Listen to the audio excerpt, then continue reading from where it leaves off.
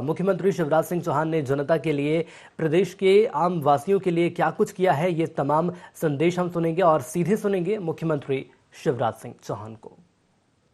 प्रिय बहनों और भाइयों, भांजे और भांजियों, गणेश उत्सव की शुभकामनाएं।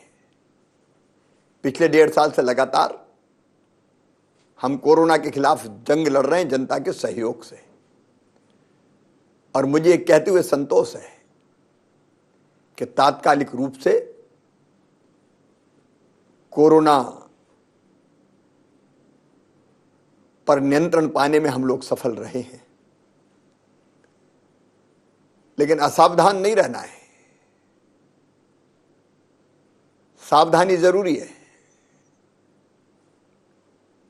और कोविड से जंग में सबसे महत्वपूर्ण है वैक्सीनेशन। हम टीका लगवाएं। प्रधानमंत्री जी के कुशल नेतृत्व में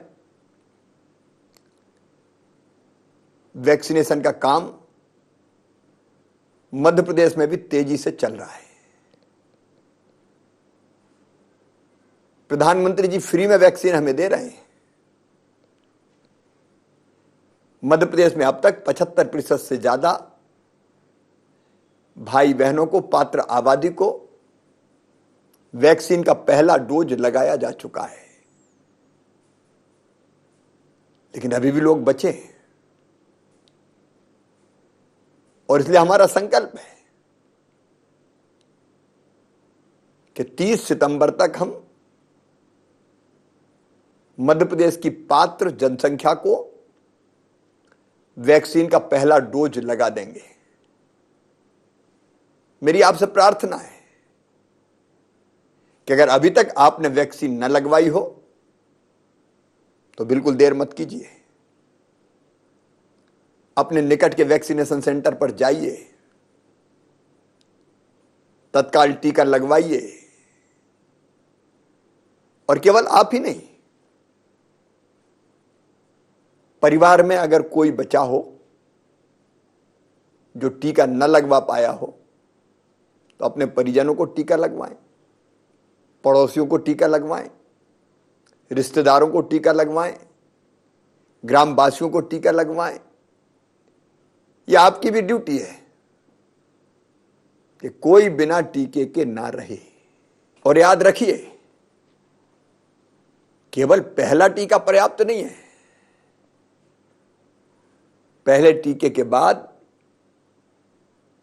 दूसरा टीका लगवाना मतलब वैक्सीन का दूसरा डोज लेना भी जरूरी है।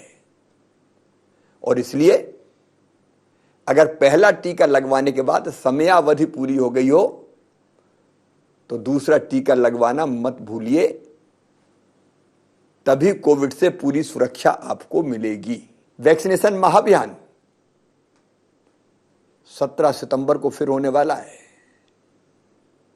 उस दिन माननीय प्रधानमंत्री जी का जन्मदिन भी है। उस दिन व्यापक पैमाने पर अभियान चलाकर टीके लगाए जाएंगे। मेरी आपसे प्रार्थना है, आपके गांव में, आपके मोहल्ले में, आपके वार्ड में अगर कोई रह गया हो तो खोज कर कन्वेंस करके टीके लगवाएं। एक निवेदन और कर रहा हूं, तीसरी लहर का खतरा अभी तक टला नहीं है।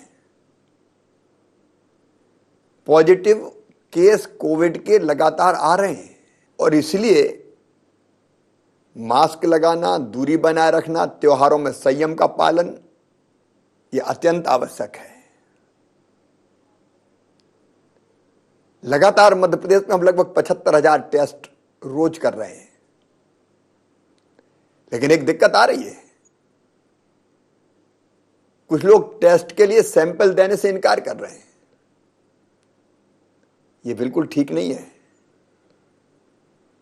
याद रखिए, कोविड का संक्रमण फैलने का पता करने का एक ही तरीका है कि हम टेस्ट अधिकतम करते रहें। उसके लिए सैंपल जरूरी है, और सैंपल प्रदेश के हर कोने से लेना पड़ेगा। इसलिए कृपया करके सैंपल लेने अगर टीम आए तो इनकार मत कीजिए, सावधानी में ही सुरक्षा है। इस दौरान एक समस्या और खड़ी हुई है, डेंगू का प्रकोप बढ़ा है, बड़ी संख्या में केस आ रहे हैं लगातार। डेंगू से जंग जनता के संग, अब हमने यह अभियान चलाने का भी फैसला किया है। सरकारी अमला अपना काम करेगा, कर रहा है। फॉगिंग, लार्वा नष्ट करना, स्वच्छता, जहां जल भराव है वहां दवाई डालना, वो काम शासकीय अमला करेगा। लेकिन ये जंग भी जनता के संग लड़नी है। इसलिए मेरी आपसे अपील है कि आप कम से कम अपने घर में, अगर कहीं 7 दिन हो गए हो पानी भरे हुए, तो 7 दिन से ज्यादा जल का जमाव ना होने दें। पानी की टंकी में, बर्तन में, गड्ढे में, कूलर में अगर कहीं भी पानी भरा है तो तत्काल उस पानी को खाली करवाएं। गड्ढे इत्यादि में दवा डाली जा सकती लार्वा मारने की। स्वच्छता जरूरी है। बहनों और भाइयों, हमने तय किया है 15 सितंबर को सवेरे 10 बजे से लेके 10:30 बजे के बीच आधा घंटा केवल अपना समय निकालिए, अपने घर की सफाई कीजिए, भरे पानी को पलटिए, जरूरत पड़े तो लार्वा मारने के लिए दवाई डालिए, कूलर, गड्ढे, पानी की टंकी सब चेक कर लीजिए, क्योंकि डेंगू फैलता ही है लार्वा के पनपने से। हम वो परिस्थितियां ही ना रहने दें जिसके कारण लार्वा पनपे। इसके लिए आपका सहयोग जरूरी है। याद रखिए, 15 सितंबर सवेरे 10 बजे से 10:30 बजे के बीच हम अपने घर में लार्वा अगर है, पानी अगर भरा है, तो लार्वा को समाप्त करने का हर संभव उपाय करेंगे। डेंगू से जंग मिलकर लड़ेंगे। बहुत बहुत धन्यवाद।